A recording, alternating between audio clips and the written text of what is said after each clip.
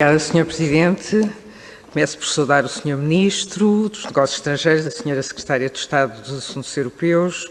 É muito bom vê-los novamente em direto, ao vivo e a cores. Ficam muito mais bonitos do que em videoconferência e, obviamente, os meus colegas deputadas e deputados e também os serviços.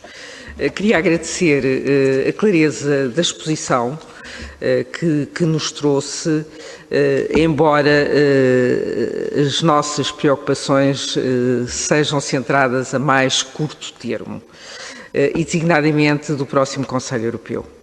Que recordo que a Comissão Europeia abandonou a proposta do quadro financeiro plurianual e opta agora por um montante mais baixo.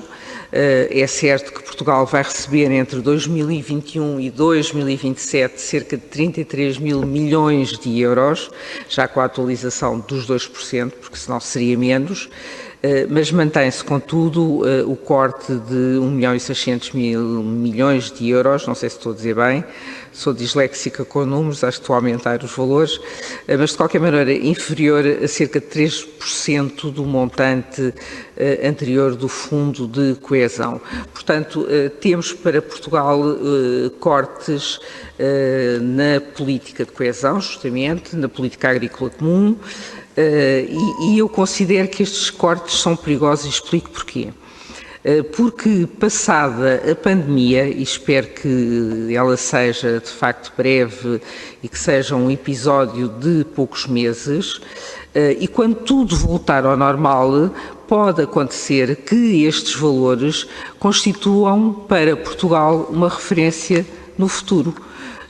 Eu sei que tudo isto é compensado pelo Fundo de Recuperação, dos tais 750 mil milhões de euros, dos quais 500 mil milhões são subvenções a fundo perdido, mas isto é numa época de tragédia pandémica, mas, repito, quando voltarmos à situação normal, estes valores de referência podem nos prejudicar. E a minha primeira pergunta para o Sr. Ministro, eu sei que não tenho nenhuma bola de cristal, mas era, apesar de tudo, aferir qual o seu grau de otimismo em relação não apenas ao orçamento de longo prazo da União Europeia que sirva os interesses de Portugal, mas também a um eventual acordo do Conselho Europeu que proteja os Estados mais vulneráveis, como o caso de Portugal.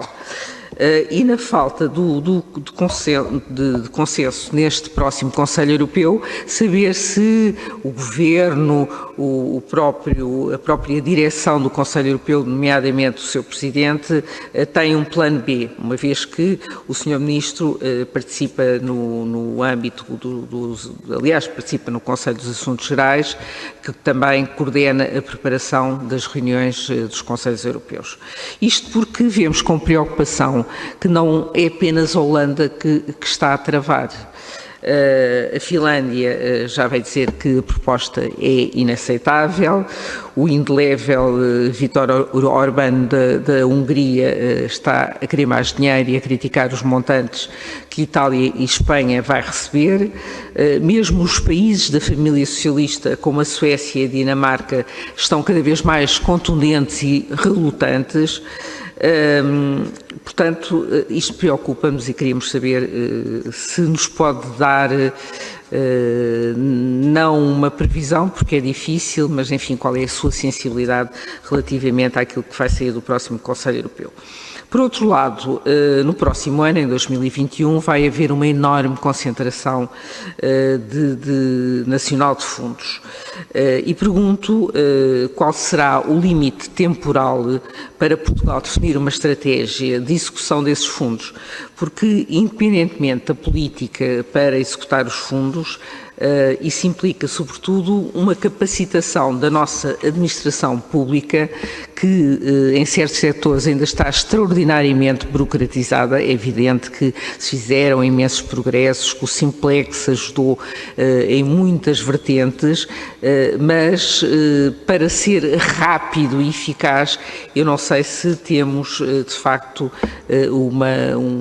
pessoas capacitadas na administração pública, nomeadamente, repito, para, enfim, esta rapidez que é necessária. E, por falar de rapidez, recordo que o próprio Tribunal de Contas alertou no início deste mês para os riscos da má utilização dos recursos públicos canalizados para enfrentar a pandemia, defendendo que o seu forte impacto nas finanças públicas exigia cuidados acrescidos da transparência e de integridade. Outra pergunta para o Sr. Ministro é qual é o plano do Governo para, eventualmente, impedir a ocorrência de irregularidades ou mesmo de fraudes no contexto das medidas de combate à pandemia, porque muitas vezes a necessidade de ir depressa leva a que se façam alguns atropelos à legalidade. Finalmente, uma questão já aqui focada, que é a questão do Brexit. O negociador do lado europeu para o Brexit, o Sr. Michel Barnier, que é uma pessoa que eu muito prezo, ainda não se cansou de dizer que não há avanços tangíveis, que estão longe de obter um acordo. Com dossiês extraordinariamente complicados, pelo menos para os britânicos, são as pescas, que são a concorrência entre parceiros europeus e a eterna questão da competência do Tribunal de Justiça da União Europeia para dirimir eventuais disputas comerciais futuras. Depois, por outro lado, também não é um bom indício que na lista de promessas que o Primeiro-Ministro Boris Johnson ainda não cumpriu, apesar de ter declarado e ter assinado uma declaração política para o Brexit, mas pior do que isso, o negociador por parte do Reino Unido, David Frost, de facto fez subir a tensão entre Bruxelas e Londres, num gesto de arrogância pouco diplomático e pouco negocial, diria mesmo, ao exigir medidas no que toca aos direitos aduaneiros até ao final do ano, senão haveria no deal.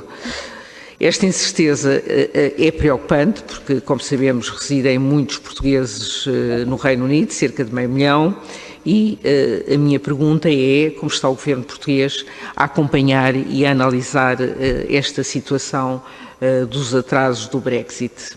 E termino agradecendo mais uma vez a clareza das informações que aqui nos trouxeram. Muito obrigada, Sr. Presidente, pela tolerância.